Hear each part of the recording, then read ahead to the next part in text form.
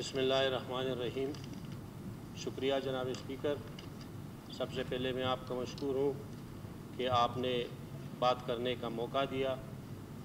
یقیناً آج اس ایوان میں کھڑے ہو کر میں انتہائی فخر محسوس کر رہا ہوں، اور یہ فخر اس اعتماد کا ہے جو میرے حلقے پی بی 39 کے عوام نے مجھ پہ کیا، اور اس اعتماد کا میں تہ دل سے مشکور ہوں، اور سب کو یہ امید اور یہ یقین دلاتا ہوں کہ انشاءاللہ میں بالخصوص اپنے علاقے کے لیے اور بالعموم پورے بلوچستان کے عوام کے لیے ان کی امیدوں پر پورا اترنے کی کوشش کروں گا۔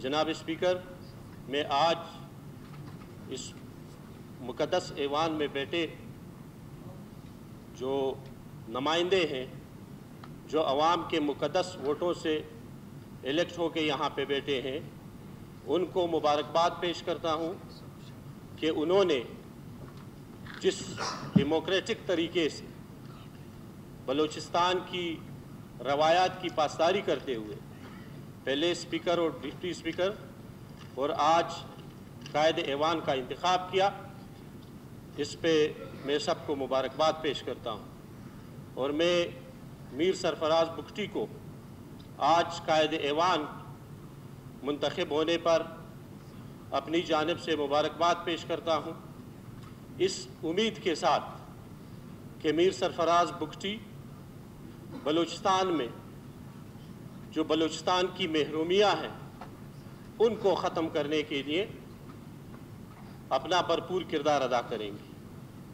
یقیناً بلوچستان میں گورننس کا جو ایشو ہے، یہاں پہ جو پور گورننس رہی ہے، اس پہ میر سرفراز بگٹی ایک بہترین گورننس کا ماڈل پیش کر کے بلوچستان کی ترقی میں ایک اہم کردار ادا کریں گے۔ چونکہ آج بلوچستان کی 12ویں اسمبلی اپنا پارلیمنٹری ایئر شروع کرنے جا رہی ہے، اور آج اس موقع کا فائدہ اٹھاتے ہوئے میں اس ایوان کے سامنے کچھ گزارشات پیش کرنا چاہتا ہوں۔ یقیناً بلوچستان اپنے خوبصورتی کے لحاظ سے اور بے پناہ اور بیش بہا قدرتی وسائل کی وجہ سے پوری دنیا میں ایک منفرد مقام رکھتا ہے۔ بلوچستان یقیناً آج 75 سال گزرنے کے باوجود بلوچستان کے عوام غربت اور افلاس کی زندگی گزار رہے ہیں۔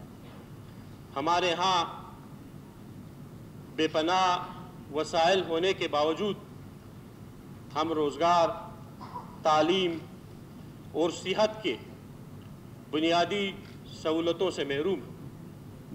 جناب اسپیکر، مجھے انتہائی افسوس سے یہ کہنا پڑتا ہے کہ آج جو ہماری تعلیم کی حالت ہے، آج بلوچستان میں 27 لاکھ بچے آؤٹ آف سکول ہیں، اور ان میں جو سب سے پریشان کن بات ہے وہ یہ ہے کہ ان 27 لاکھ بچوں میں سے 83% بچیاں ہیں اور 72% جو ہے وہ بچے ہیں۔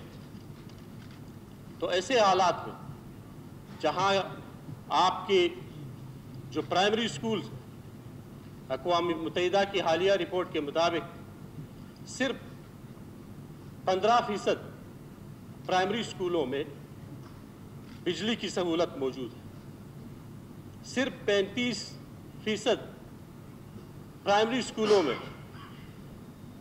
آپ کے ٹوائلٹ کی فیسلٹی موجود ہے، صرف 52% پرائمری سکولوں میں سیف ڈرنکنگ واٹر موجود ہے۔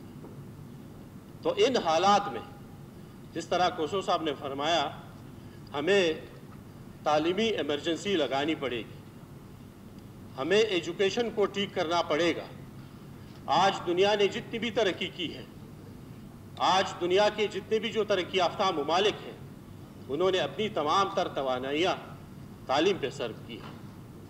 और मैं गुजारिश करता हूँ कायद ऐवान से कि वो तालीम को फर्स्ट प्रायोरिटी पे लाएं। इसी तरह अगर हम हेल्थ की बात करें तो हेल्थ भी जो हेल्थ का सिस्टम है, वक्त अगर साहब गुजारिश करूं मैं आपसे, प्लीज आपने सीएम साहब की तकरीब हल बर्दारी की तरफ भी जाना है, मेहरबानी करके आज के मुनासिबत से मौजू गुफ्तगू काइंडली शेयर करें, बाकी इंशाल्लाह मौका मिलेगा आपको बाद में भी। ठीक। तो हेल्थ के निज़ाम को हमें बेहतर करना पड़ेगा।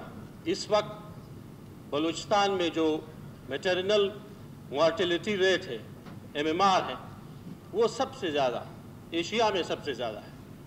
इसके साथ साथ आपके 35% जो बच्चे हैं वो स्टंटेड है, आपके 39% जो बच्चे हैं 5 साल से कम वो मेल नरिश है। इसी तरह एग्रीकल्चर है, एग्रीकल्चर पॉलिसी बनी 2020 से 2030 तक एग्रीकल्चर विजन दिया गया, लेकिन हमारी जो कमिटमेंट है SDGs के हवाले से, सस्टेनेबल डेवलपमेंट गोल के हवाले से, तो वो पॉलिसी बनी तो, लेकिन उस पॉलिसी को PSDP के साथ अलाइन नहीं किया गया। PSDP में एग्रीकल्चर के लिए जो आदाब मुकर्रर किए गए, लाइव स्टॉक के लिए जो पॉलिसी बनी वहाँ पे जो आदाब मुकर्रर किए गए वो आदाब हम हासिल नहीं कर सके।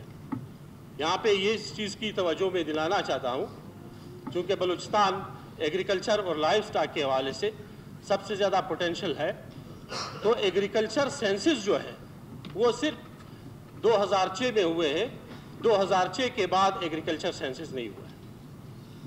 तो ये तमाम मसले हैं। यहाँ पे यूथ, बलूचिस्तान का यूथ सबसे ज़्यादा डिस्ट्रैक्शन का शिकार है, इस वक्त मायूस है। बेरोज़गारी के हवाले से यहाँ पे सिर्फ गवर्नमेंट जॉब्स के हवाले से नहीं, हमें प्राइवेट सेक्टर्स में, हमें स्किल डेवलपमेंट की तरफ, हमें IT की तरफ, हमारे जो नौजवान हैं उनकी तरफ हमें ले जाना होगा। लिहाजा मेरे कायद ऐवान से यही गुजारिश है, चूँकि वक्त की कमी है, मैं तो डिटेल में ओवरऑल जितने भी सेक्टर्स हैं उन पे बात करना चाहता था, ताकि हमें पता हो कि आज हम कहाँ खड़े हैं और 5 सालों में हमने कहाँ पहुँचना है, हमारे गोल क्या है, हमारे टारगेट्स क्या हैं। उम्मीद है कि कायद ऐवान के साथ जो आने वाली नशिस्तें हैं, इस ऐवान के साथ इन चीज़ों पे तफसीलन बात करेंगे और इसके लिए एक फ्रेमवर्क बनाएंगे ताकि बलूचिस्तान जो है वो तरक्की की राह पे गामज़द हो। Thank you.